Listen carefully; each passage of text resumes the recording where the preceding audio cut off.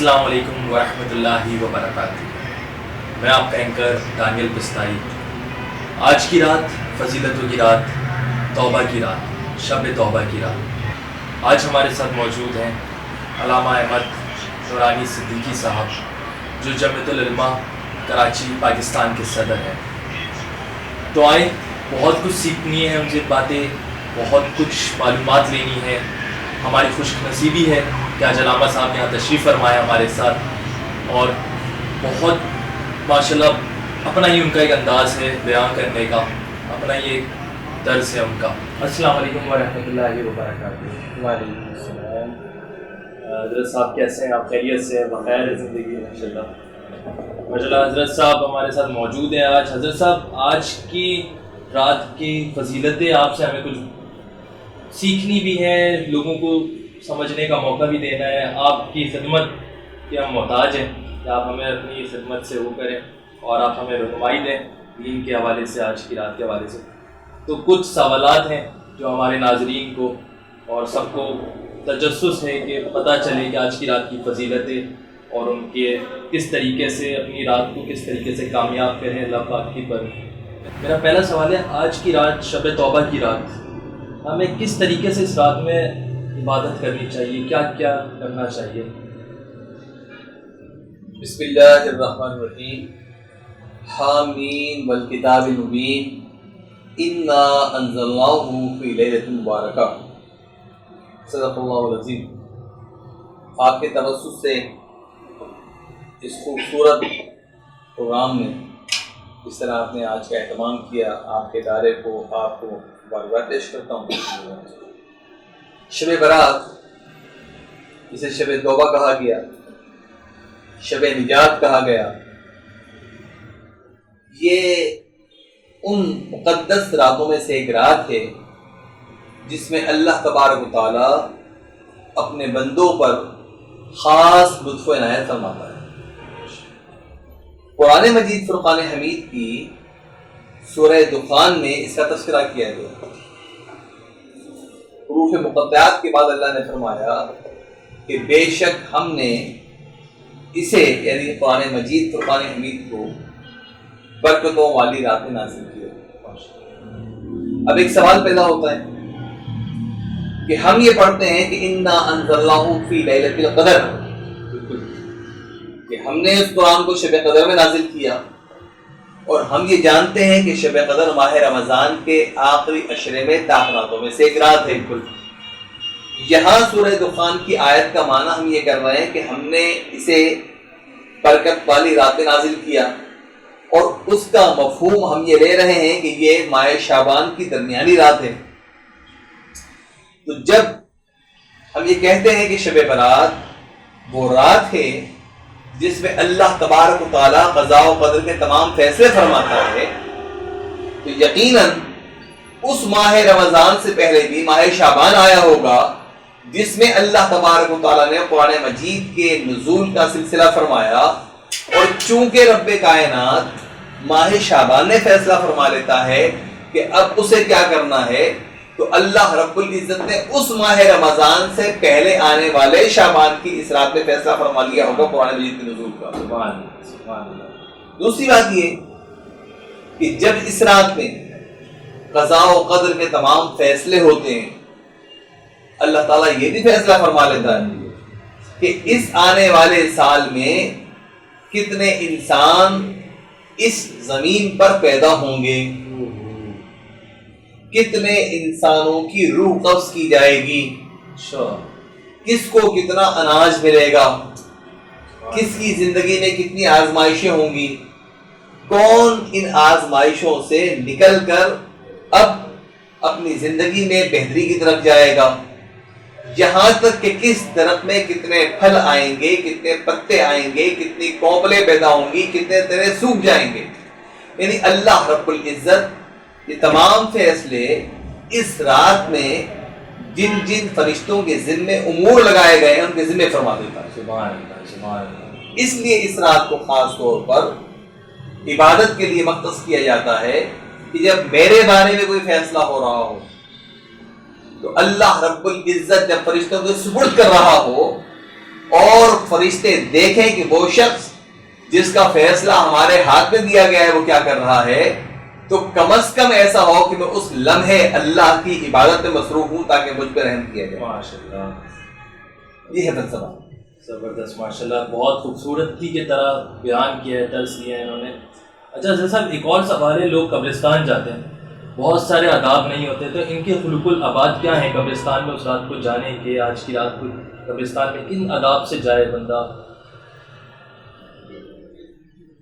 قبرستان جائے عبرت ہے، قبرستان جائے تدفین ہے، قبرستان جائے نصیحت ہے۔ اسلام کی تعلیمات یہ ہیں کہ ہم زندگی میں بھی انسان کی تقریب کرتے ہیں، جب مر جاتا ہے تو اسے بڑی عزت و احترام کے ساتھ تدفین کا اہتمام کرتے ہیں، اور ہم اس گورستان اور قبرستان کی بھی تقریب کرتے ہیں جہاں انسان کو دفنایا جاتا ہے۔ جب ہم قبرستان کی طرف جاتے ہیں تو ایک دعا ہمیں تعلیم کی گئی کہ السلام علیکم یا اہل القبور یغفر اللہ لنا ولکم انتم سلفنا ونحن بالاثر، دیگر دعائیں بھی ہیں کہ اے قبر والو تم پر سلامتی ہو، اللہ تعالیٰ تمہاری مغفرت بھی فرمائے اور ہماری مغفرت کا سامنے فرمائے۔ فرق اتنا ہے کہ تم ہم سے پہلے آ گئے اور ہم بعد میں آنے والے ہیں۔ اب ہوتا کیا ہے کہ لوگوں کی ایک بہت بڑی تعداد شب برات کے موقع پر قبرستانوں کی طرف جاتی ہے۔ بسا اوقات وہاں میلے ٹھیلے کا سما ہوتا ہے، کچھ کھانے پینے کی اشیاء والے وہاں موجود ہیں، بالکل ایسا ہی ہے، کوئی سگریٹ پی رہا ہے، دیگر موضوعات پہ گفتگو کر رہا ہے۔ الگ الگ ایکٹیویٹیز، یہ آداب قبرستان نہیں ہیں۔ قبرستان جاتے وقت انسان کو یہ تصور کرنا چاہیے کہ یہ وہ جگہ ہے جہاں مجھے آنا ہے۔ نہ جانے جس قبر کے پاس سے میں گزر رہا ہوں وہ مردہ کس کیفیت میں ہے۔ اللہ کے نبی صلی اللہ علیہ وآلہ وسلم ایک قبر کے پاس سے گزرے، آپ نے ایک درخت کی ٹہنی توڑی اور اس قبر کے اوپر رکھ دی۔ عرض کی یا رسول اللہ کیا ماجرا ہے؟ کہا کہ اس قبر میں جو دفن ہے اس پر عذاب ہو رہا تھا، یہ ٹہنی میں نے اس لیے رکھ دی کہ ہر پتا ہر بوٹا اللہ رب العزت کی حمد بیان کرتا ہے، جب تک یہ پتے اللہ کی حمد بیان کرتے رہیں گے اللہ تعالیٰ اس قبر کے مردے پر سے عذاب وقوع فرما دے گا۔ تو ہمیں نہیں معلوم کہ ہم جن قبروں کے پاس سے گزر رہے ہیں وہ کس حال میں ہیں۔ ہمیں یہ احساس ہونا چاہیے کل ایسی ہی ایک قبر ہماری بھی ہوگی، تو جب قبرستان میں داخل ہوں تو ہم ایصال ثواب کے نیت سے سورہ فاتحہ کی تلاوت کریں، الحمد شریف پڑھیں، سورہ اخلاص کی تلاوت کریں، درود شریف کی تلاوت کریں، جو دعائیں ہمیں یاد ہیں، جو اسماء الحسنی ہمیں یاد ہیں، جو درود شریف کے صیغے ہمیں یاد ہیں، جو قرآن کی سورتیں ہمیں یاد ہیں، وہ پڑھتے چلے جائیں اور ان امور کے مدفون لوگوں کو ایصال ثواب کریں، اس لیے کہ اس ایصال ثواب سے اللہ رب العزت ان پر خاص رحم فرمائے گا۔ پھر یہ رات ایک عبادت کی رات ہے، توبہ کی رات ہے، اس رات کو فضول ضائع کرنا اپنے نامہ اعمال کو برباد کرنے کے مترادف ہے، اس لیے خاص اہتمام کرنا چاہیے۔ پھر ایک اور المیہ یہ ہے کہ یہ منظر اکثر دیکھنے میں آتا ہے کہ قبرستان کے درمیان ایک نوجوان پھول لیے کھڑا ہوا ہے، تلاش کرتا پھر رہا ہے۔ کہاں تلاش کر رہے ہو؟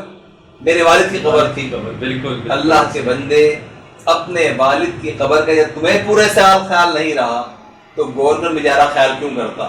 کسی نے اس قبر میں کوئی اور قبر بنا دی ہوگی۔ صحیح۔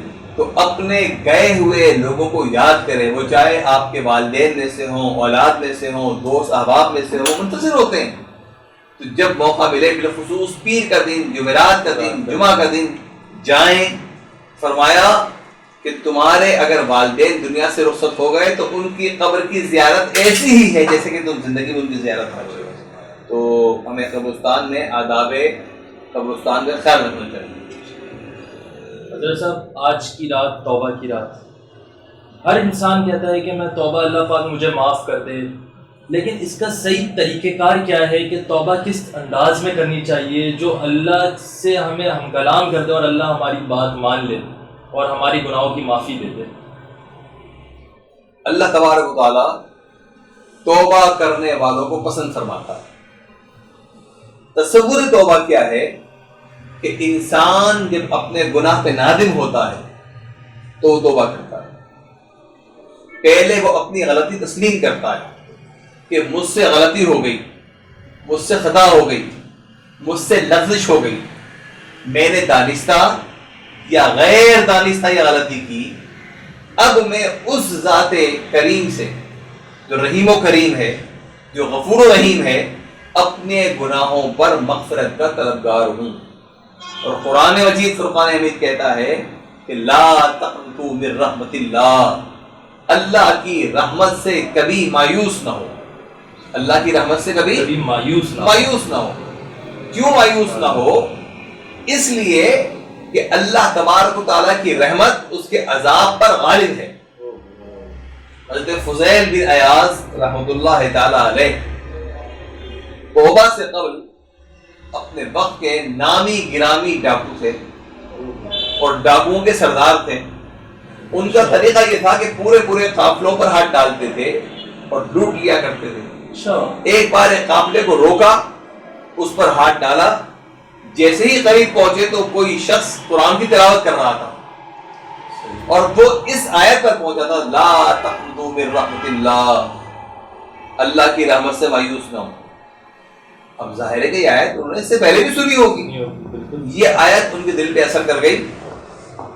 بجائے اس کے کہ وہ اس قافلے کو لوٹتے، وہ کسی اللہ کے نیک بندے کے پاس گئے اور کہا کہ واقعی اللہ کی رحمت اس قدر ہے کہ اس سے کبھی مایوس نہ ہو۔ اس شخص نے کہا یقین اللہ کی رحمت اس قدر ہے۔ کہا میں تو برساں برس تک قافلوں کو لوٹتا رہا، عورتیں چیخ رہی ہیں، بچیاں تڑپ رہی ہیں، مرد چیخ رہے ہیں، میں نے کسی کا لحاظ ہی نہ کیا، لوٹ لیا، تو کیا میرے گناہ بھی معاف ہو جائیں گے؟ اس کہنے والے نے کہا کہ میں کون ہوتا ہوں یہ بتانے والا، جب اللہ نے فرما دیا کہ میری رحمت سے مایوس نہ ہو، اس کی رحمت ہر چیز پر وہی تھے، یہ رب کا اعلان ہے نا۔ آپ نے کہا ٹھیک ہے میں توبہ کرتا ہوں۔ توبہ کرنے کے بعد وہ آئے اپنے ان ڈاکوؤں کے پاس جن کے وہ سردار تھے، بہت بڑا گروہ تھا ان کا، اور کہا کہ بھئی اب تم ایک نیا سردار منتخب کر دو۔ کیوں؟ کہا میں نے توبہ کر لی، اب میرا تمہارا کوئی تعلق نہیں۔ انہوں نے کہا کہ سردار جب اس کام میں تیرے شریک تھے تو توبہ بھی تیرے ساتھ ہیں، ہم بھی توبہ کرتے ہیں۔ اب یہ کسی شخص کے پاس گئے اور کہا کہ میں تو ایک عرصے سے مال لوٹتا رہا، اس مال کا کیا کروں؟ اس نے کہا جس کے مال کا علم ہے اس کا مال تو واپس کرو، توبہ کرو۔ ایک ایسا شخص بھی تھا جو یہودی تھا اور اس کو انہوں نے لوٹا تھا، لیکن وہ مال تھا رکھا جو گا، کہ اس کے پاس گئے اور کہا کہ میں وہی ڈاکو ہوں جس نے تمہیں ایک بار لوٹا تھا، وہ مال تو خرچ ہو گیا لیکن میں تمہارے پاس آیا ہوں، یہ معاف کر دو۔ اس یہودی نے کہا ایسے تو معاف نہیں کروں گا۔ پھر کہا میرے باغ کی نگرانی کرو، میرے درختوں کو پانی دیا کرو۔ اب کہاں ایک ڈاکوؤں کا سردار، تلوار چلانے والا، کرو فر والا، لیکن اب احساس ہو گیا گناہ کا۔ 2-3 روز تو یہ کرتے رہے، تیسرے روز اس ڈاکو سے جب یہ توبہ کی طرف آئے اور اس یہودی نے دیکھا تو تیسرے روز اس نے کہا کہ میں نے 2 رات میں پڑھا تھا اس سچی توبہ کرنے والے کا انداز کیا ہوتا ہے، وہ انداز تیرا موجود ہے، تو میں یقین کرتا ہوں کہ تو سچے دین پر ہے، تو میں نے تجھے معاف بھی کیا اور تو مجھے کرنا بھی پڑا۔ سبحان اللہ۔ تو سچی توبہ وہ ہے جس پر انسان نہ صرف نادم ہو، اپنے ماضی کے گناہوں کو چھوڑے، بلکہ اس کے رویے میں تبدیلی آ جائے۔ اب ہمیں اگر شب برات پر توبہ کرنی ہے تو ہم ایک لمحے کے لیے اپنے ماضی کی طرف دیکھیں کہ ہم نے اس سال میں کیسے کیسے گناہ کیے، نمازیں چھوڑی، روزے چھوڑے، حقوق اللہ، پھر وہ لباس کی طرف آئیں اور غور کریں، اور پھر اللہ کی بارگاہ میں سجدہ ریز ہوں، توبہ کریں کہ اللہ ہم وعدہ کرتے ہیں کہ آئندہ حتی الامکان تیرے احکامات کی بجا آوری کریں گے۔ پھر ان کی طرف جائیں جن کے حقوق لباس ہم نے ادا نہیں کیے، ان سے ہم معافی مانگیں اور ان کا حق ادا کرنے کی کوشش کریں، تو اللہ کی رحمت سے امید ہے کہ اللہ تعالیٰ ہماری توبہ قبول بھی فرمائے گا اور ہمیں ایک نیک اور صالح زندگی بسر کرنے کی توفیق بھی عطا فرمائے گا. ماشاء اللہ، سبحان اللہ. بہت خوبصورتی سے آپ نے بیان کیا حضرت صاحب، بہت ماشاء اللہ. حضرت صاحب آج کی رات اللہ پاک اس شب میں کن لوگوں کی مغفرت کرتا ہے، کس انداز میں، کیا کس طرح سے لوگوں کی مغفرت کر دیتا ہے؟ ایک روایت بڑی پیاری ملتی ہے کہ نبی کریم صلی اللہ علیہ وآلہ وسلم ماہ شعبان کی درمیانی شب میں جبکہ ام المومنین سیدہ عائشہ صدیقہ رضی اللہ تعالی عنہا کے حجرے میں آرام فرما کے رات کے ایک پہر میں اٹھے اور جنت البقیع تشریف لے گئے. حضرت اماں عائشہ رضی اللہ تعالیٰ عنہ کی آنکھ کھلی، مسترب ہو گئی، سرکار کہاں چلے گئے؟ اور تشریف لائیں باہر اپنے حجرے سے، دیکھا کہ سرکار جنت البقیع کی طرف سے آ رہے ہیں. یا رسول اللہ یہ آج آپ نے کیسا عمل فرمایا؟ فرمایا اے عائشہ جبرائیل میرے پاس آئے اور انہوں نے کہا یا رسول اللہ آج کی رات وہ رات ہے جب اللہ تبارک و تعالیٰ قبیلہ بنو کلب کی بکریوں کے بالوں کی تعداد کے برابر گناہگاروں کی مغفرت فرما دی. سبحان اللہ، سبحان اللہ. قبیلہ بنو کلب بکریاں پالنے میں شہرت رکھتا تھا. اب ایک قبیلے میں سینکڑوں افراد، ان کے پاس سینکڑوں بکریاں، ایک بکری کے جسم پر لاکھوں بال ہو گئے. تو مراد یہ ہے کہ لا تعداد افراد کی اللہ تعالیٰ مغفرت فرماتا ہے. اب ایسی رات جس میں اللہ تبارک و تعالیٰ اپنے بندوں کی مغفرت کے لیے اعلان عام فرما رہا ہے، ہمیں چاہیے کہ نماز مغرب کے فوراً بعد عبادت کے اندر مشغول ہو جائے. بعض بزرگوں نے 6 نوافل کا تذکرہ کیا ہے کہ نماز مغرب سے متصل یا اس کے بعد 2 رکعت نفل کی نیت سے 6 رکعت پڑھی جائیں. 2 رکعت زندگی میں آسانیاں اور مصیبتوں کے دور ہونے کی نیت سے، 2 رکعت روزی میں برکت کی نیت سے، اور 2 رکعت جو ہے وہ آفات و بلیات کے دور ہونے کی نیت سے. ہر 2 رکعت کے بعد سورہ فاتحہ، درود شریف اور دعائے نصف شعبان پڑھی جائے اور سورہ یاسین کی تلاوت کی جائے، پھر دعا کی جائے تو اللہ تعالیٰ قبول فرماتا ہے. پھر اسی طرح میں ایک اور گزارش کروں گا، ہم جیسے گناہگار جو نماز میں کوتاہی کر جاتے ہیں تو نفلی عبادت کی اہمیت اپنی جگہ پر ہے، لیکن عزیزان میں اس شخص کو سال ختم ہونے پر انکریمنٹ ملتا ہے یا اس کو بونس ملتا ہے جو پورے سال اپنی ڈیوٹی پوری کرتا ہے. جو ڈیوٹی پوری نہ کرے وہ بونس کہاں سے لے گا؟ تو اگر میں نے پورے سال نماز پنجگانہ ادا نہیں کی تو مجھے نوافل کی طرف آنے کا موقع کہاں ملے گا؟ پہلے کوشش کریں 5 وقت کہ 5 وقت کی فرض اور واجب رکعتیں ملا کے 17 ہوتی ہیں. ایک اوسط اعتبار سے آدھے گھنٹے میں 17 رکعت چھوٹی صورتوں پر ادا ہو سکتی ہے. تو اس رات میں چند دنوں کی نماز تو ادا ہوگی، قضا ادا ہو جائے گی. کچھ نوافل بھی پڑھ لے، کچھ تلاوت قرآن بھی کرے اور پھر یہ نیت کرے کہ آج کے بعد سے میں نماز نہیں چھوڑوں گا. اس طرح مختلف اور دعائیں بھی بزرگوں نے نقل کی ہیں جو اس رات میں پڑھنی چاہیے. اللہ تعالیٰ اپنے بندوں پہ خاص کرم فرماتا ہے، تو جس کی ہمت ہو اتنی عبادت کرے اور مشغول رہے اور خاص طور پہ گریہ ازاری کرے. اللہ رب العزت کو پکارے. فرمایا ادعونی استجب لکم، مجھے پکارو میں تمہاری دعاؤں کو پورا کرتا ہوں، سنتا ہوں. پکارے اس امید کے ساتھ کہ وہی مالک، وہی خالق، اس کے در میں نہ جائیں تو کس کے در پہ جائیں. ماشاءاللہ علامہ صاحب آپ نے ماشاءاللہ بہت خوبصورت انداز میں بیان کیا. حضرت صاحب آج کے دور میں نفسا نفسی کا الگ عالم ہے. لوگ ایک دوسرے کو مطلب جانور سمجھ رہی ہے دنیا، کہ باپ بیٹے کا نہیں، دادے نے اپنی اولاد کو گھر سے باہر نکال دیا، بھائی نے بھائی کو پیسوں کے لیے جائیداد سے آنکھ کر دے رہے ہیں. پھر عجیب ہی معاملات چل رہے ہیں زندگی میں، صرف کچھ پیسوں کے لیے حسد، پیسے، اور پھر اینڈ میں آج کی رات کو لوگ میسج، آج کل بڑا وہ چلا ہوا ہے کہ واٹس ایپ پہ میسج کر دیتے ہیں میں معذرت چاہتا ہوں، آج کی رات مجھے معاف کر دو، اور پھر اگلے دن دوبارہ وہی معاملات شروع، پھر اگلی شب رات کو شب توبہ کو ان کو دوبارہ وہ میسج. تو کیا کہنا چاہیں گے آپ اس طرح سے اس عمل کو کہ لوگ جو کر رہے ہیں کہ مطلب معاف کر دو پھر دوبارہ شروع ہو گئے، کہاں جا رہے ہیں؟ شاعر نے کہا تھا کہ جام میرا توبہ شکن، توبہ میری جام شکن، لوگوں نے مذاق بنا لیا ہے. بالکل. جیسے کہ میں نے شروع میں آپ سے عرض کی کہ توبہ کا فلسفہ یہ ہے کہ اپنے گناہ پر شرمندگی کا احساس اور آئندہ وہ گناہ نہ دہرانے کا یقین، یہ توبہ کی بنیاد ہے.